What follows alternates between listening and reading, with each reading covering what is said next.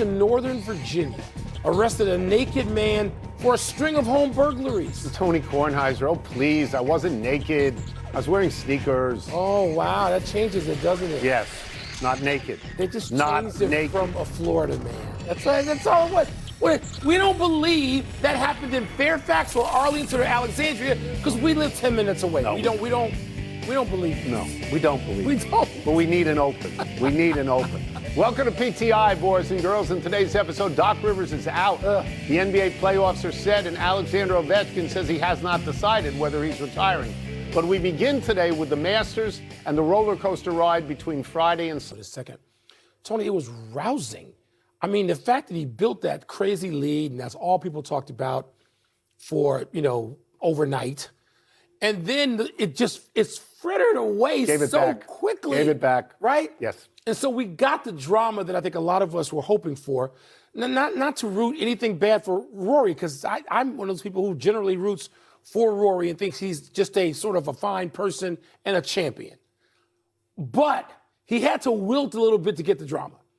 And then he had to show one of the overused words in sports I find is resolve. Everybody thinks they have resolve. They don't have anything. That took resolve. He's looking at the board, and Rory does look at the board as opposed to some golfers who do not. He's looking at the board, he sees himself, and he just pulls it together. Yeah. And other people, I told you, you texted me and you said, it looks like he's done. Yes. I said, hold on. He was over par by three holes on the first par threes in the course. All true, but I thought nerves were going to set in on the others, and that's exactly what happened. And Rory survived it. It became a marathon. It was so cool, really quickly, the historical placement. Tony, if you get to 7, he's at 6 now, majors, championships. You get to 7, you're with Arnold Palmer and Bobby Jones. Yeah. And this guy's above that. But if you get to 7, and Rory is now within 1 of that. I'm going to give you another R word that I don't like, but it applies in the same way, and that is resilience. Yes. He lost the lead, he regained the lead. Look, I'll give you a statistic that I think is fabulous that I heard this morning from our friend Steve Sands from the Golf Channel. Everybody thinks Rory's the greatest driver of the golf ball in the world, certainly the longest. Okay. 91 people played in this Masters.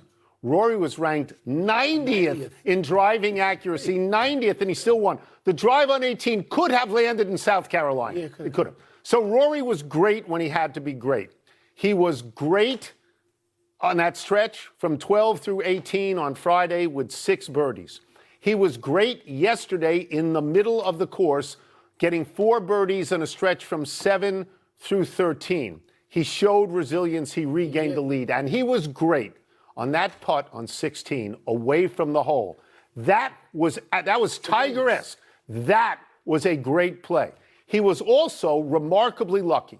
He was lucky that Justin Rose, I'm going to keep going for a while, that gagged in front of him, on the back 9. He was lucky that neither Cameron Young, who's the other person I'm thinking about, Russell Henley, I'm getting to him, that they didn't press him late in the round. And he was extremely lucky that Scottie Scheffler missed a birdie putt on 17 by 1 inch on the left-hand side. Okay, extremely lucky. Because that way, nobody was within 1 of him. They were within 2 of him. He could afford that drive cushion on 18. Yes. He could afford that. In terms of where he ranks overall, so I'm sorry to go way through the bell like this, Rory McIlroy now is one of 4 people ever, now he's the 5th, no, he's the fourth ever to repeat at the Masters, back to back. There's Jack, there's Tiger, there's Faldo, and now Rory. This is an elite group. He has a Grand Slam. He is part of an elite group.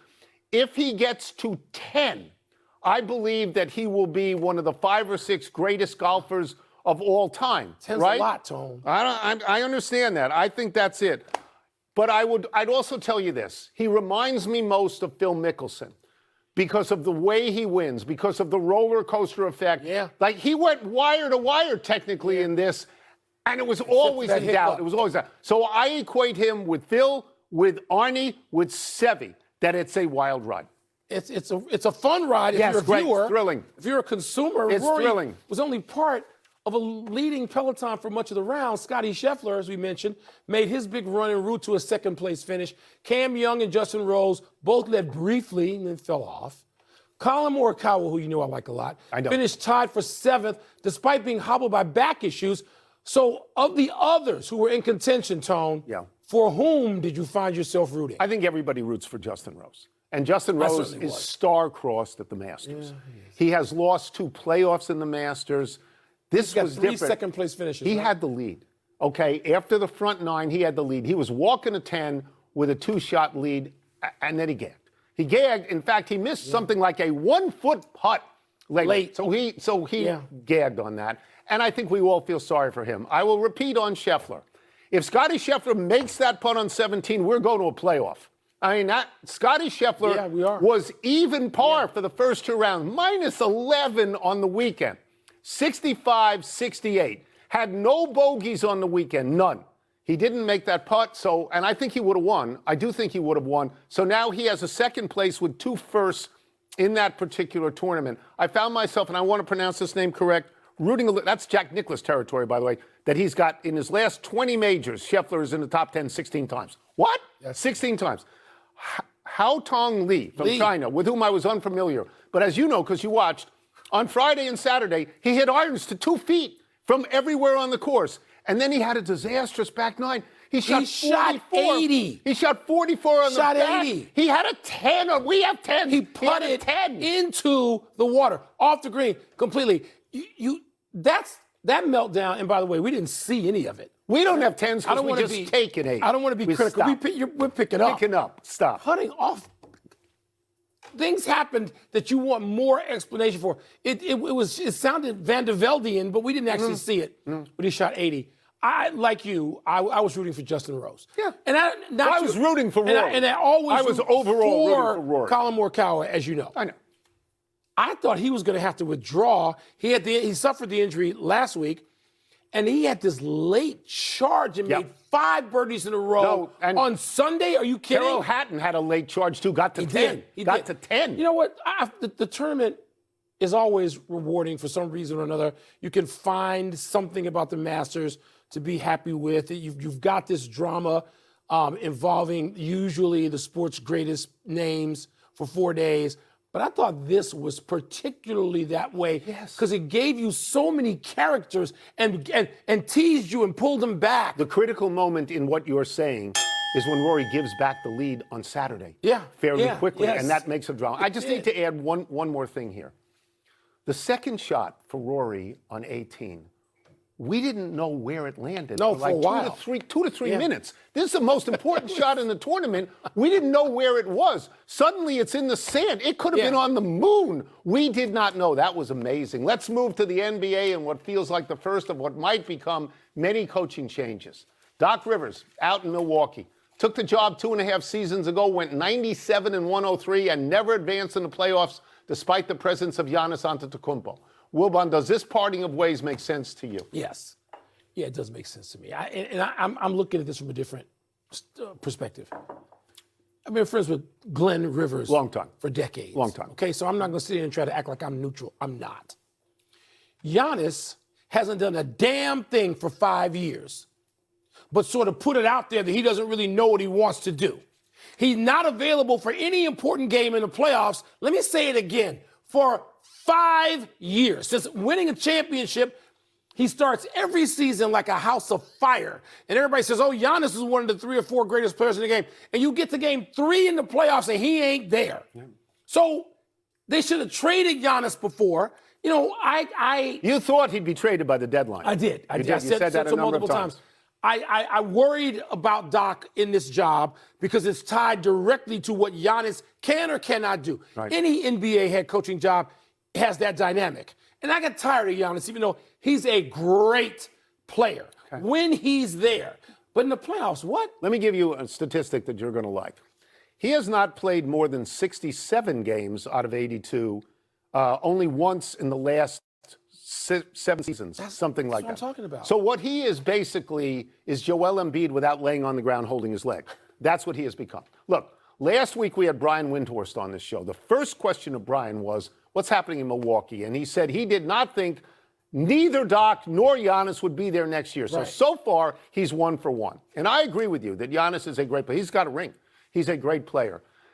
But he also appears to be a divisive human being on that team. He has gotten rid of 2 coaches already, I believe, and you agree with me on that. No, and I guess he liked Doc for an hour. We don't know what happened after that. No, he still likes Doc. There's no didn't work between Doc It's not working there. They got to get rid of him. It's not okay, I have grown weary. I've grown weary of Giannis saying, I'm going to be here next year, and then 24 hours later saying, I don't know if they want me to be here next year. For all I know, he's buying a house in another city someplace. I don't have any idea, but it's not working there, and it's got to change. And so the parting of the ways, which you asked me, it needed to be, look, Doc Rivers has, first of all, had a Hall of Fame career. He just won the Hall of Fame. Got a ring. Okay? Got a ring, Hall of Fame. He had a distinguished playing career. And as Doc said the other night, he's got X number of grandkids. I forget the number. It's either 6 or 9. He's got grandchildren now. I don't know how Doc got to grandchildren before I did. He's also got a membership at Bel Air. He's got sets of clubs. And he said that, right? So go do it. So do that. He doesn't need any more of this. Do you think a lot of coaches will get fired, or you think we won't have many? No, I don't think I was surprised Doug Christie was kept on in Sacramento. But wait a minute. 22 and 60. Wait. But you know why? No, I'm asking. Their organizations wanted these teams to tank and lose. Okay. So your coach in Washington is not going to get fired either. No, he's not. Keith, everybody thinks he's gone. No, he's not gone, because he's doing what the owner and the general manager said to lose. They finished 1-26. Let me repeat that. What? Who's the win? 1-20. They beat Utah because Utah tanked in front of them. 1-26. You should not get a draft pick for that. Is Adam Silver paying attention? You should not. Let's take a break. Coming up, with the regular season over, what should we be looking forward to in the NBA's postseason? And is Alexander Ovechkin retiring or not retiring? The regular NBA season just smelled. It was awful. Too many teams tanking. It was god-awful. It was just awful. And people don't play. Now, luckily, the playoffs, which I guess the teams care now. Well, how about giving us a product? Find out what's moving the masses in mail time. I'll get the first one. Okay, sounds Put on my glasses mail to time. read it. Here we go. Which is the most compelling upcoming NBA playoff series that we know about? Tony, I think there's a couple in the West. I mean, we get Kevin Durant versus LeBron James. This is probably the last time we're going to see that. Yeah. So I find that alone compelling, even though the Lakers are not a real threat without Luka Doncic, even though Doncic is going to rejoin the team this week. Really? Yes. Going to fly back from Spain? Yeah. Okay, I got no problem with him going to wherever he can be treated to get back in. I'd love to see Luka in the playoffs, but we're not going to see that. So anyway, that's compelling. Minnesota and Denver, a series we've seen a couple of times. Minnesota knocked Denver out when they were defending champs. I love that matchup again. And so we see that anytime there's Wembanyama, it's fun to watch. And the Knicks Atlanta. See, I think that the Atlanta could actually beat the New York Knicks. How did Wembanyama get into this? How did you mention him? Just because I just wanted. You just wanted to mention him. Yes, it was just gratuitous. Okay, it was just So, but so I gave you 3 series. Right. If I had to pick one, I would say Denver, Minnesota. Okay. So we're waiting for the play-ins to determine the 1-8s and the 2-7s. Right. I'm not going to try to sell you on a 1-8. I'm not going to do that. I agree with you that the Denver-Minnesota series and the Lakers series with Houston are good. I think I should say that it's important that we mention the Lakers on this show and we attack all the other shows that do nothing but talk about the Lakers and the Cowboys. Because that's what we do. Yeah. And that series isn't going to be much because Reeves is not going to play. I don't know if Doncic is going to play. It's not going to be much. So I'm going to agree with you because the last 2 years, Minnesota has gotten to the conference finals. And a couple of years ago, or 3 years ago at the most, Denver won the whole thing. Yeah. So that's, I mean, you want to, that may be the best first round series in any sport. Great. No, in any sport. It's great because you have a guy, Jokic is the best basketball player in the world, and Anthony Edwards would like to be. So yes, I'll agree with that. Yes. Anthony Edwards has been a giant slayer, by the way. He's eliminated some people. I'll agree. He really has.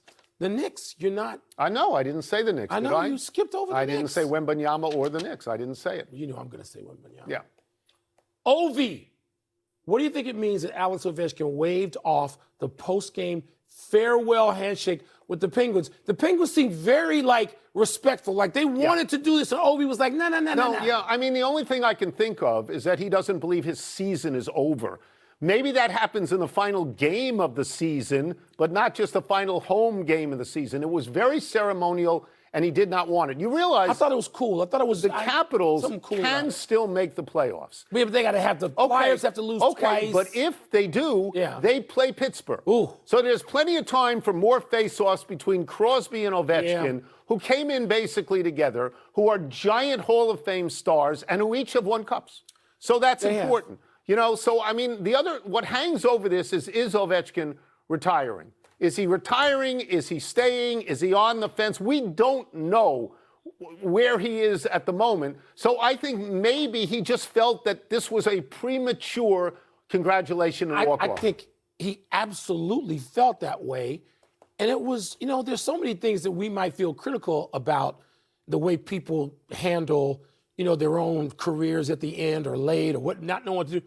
I thought that was just very cool. Yeah. He wasn't upset with anybody. He was just saying, hold on, let's not rush this, Sparky. And I like that. But Ovechkin, can he play anymore? If he comes back, he can't defend. How many goals did he have this year? I know he can score. He got a bunch of goals. He can score, but there's other parts of the game, and the Capitals may miss the playoffs. 32 goals. Let me say again. He's 40 years old. The Capitals, okay. Right. So he's got this thing he does. Are you saying you're saying he should? No, retire? I'm saying that has to be an examination. And the team, if they're going to really try to be a real team again and win another Stanley Cup. Right, they're years away from that. Okay. They will never just cut him or ask him to leave. They will not do that because he's a draw. If they don't ask him to stay, people walk into that gym. I know, but if they don't ask him to stay, what does that mean? I think they will ask him to stay. That's enough email. I don't know he will. Let's take